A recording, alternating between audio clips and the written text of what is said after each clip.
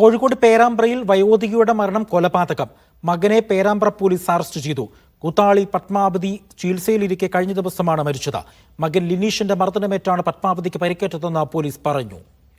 ഷബീർ ഉമർ വിവരങ്ങൾ നൽകും. ഷബീർ, ഈ കൊലപാതകം സ്ഥിരീകരിക്കാനുണ്ടായ സാഹചര്യ തെളിവുകൾ പോലീസിന് ലഭിച്ചിട്ടുണ്ടോ?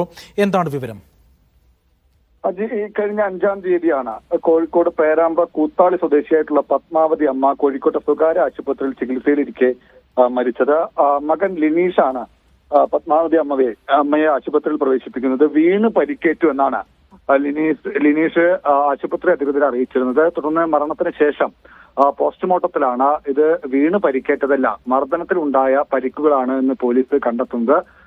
ആന്തരിക രക്തസ്രാവം ഉൾപ്പെടെയുള്ള പരിക്കുകൾ പത്മാവതി അമ്മയ്ക്കുണ്ടായിരുന്നു. പിന്നീടാണ് ഈ ലിനീഷിനെ കസ്റ്റഡിയിലെടുത്ത് വിശദമായി ചോദ്യം ചെയ്യുന്നതും ഒടുവിൽ ലിനീഷിനെ ഈ കേസിൽ അറസ്റ്റ് ചെയ്യുന്നതും. ഈ സംഭവത്തിൽ പോലീസ് പറയുന്നത് ലിനീഷ് മദ്യപിച്ച് വീട്ടിലെത്തി ഈ സ്വത്തുമായി ബന്ധപ്പെട്ട് സാമ്പത്തികവുമായി ബന്ധപ്പെട്ട് പത്മാവതി അമ്മയുമായി തർക്കമുണ്ടാവുകയും പിന്നാലെ ലിനീഷ് പത്മാവതി അമ്മയെ ക്രൂരമായി മർദ്ദിക്കുകയുമായിരുന്നു എന്നാണ് പോലീസ് പറയുന്നത്. ഈ മർദ്ദനത്തിൽ സാരമായി പരിക്കേറ്റു. ബോധം കെട്ട് വീണ പത്മാവതി അമ്മയെ പിന്നീട് ലിനീഷ് തന്നെ ആശുപത്രിയിൽ എത്തിക്കുകയായിരുന്നു. വീണ് പരിക്കേറ്റുവെന്ന കള്ളം ലിനീഷ് ആശുപത്രിയിൽ അറിയിക്കുകയുമായിരുന്നു എന്നാണ് പോലീസ് പറയുന്നത്. എന്നാലും ലിനീഷിന്റെ അറസ്റ്റ് രേഖപ്പെടുത്തിയതിനു ശേഷം കോടതിയിൽ ഹാജരാക്കി റിമാൻഡ് ചെയ്തിട്ടുണ്ട്. അജി.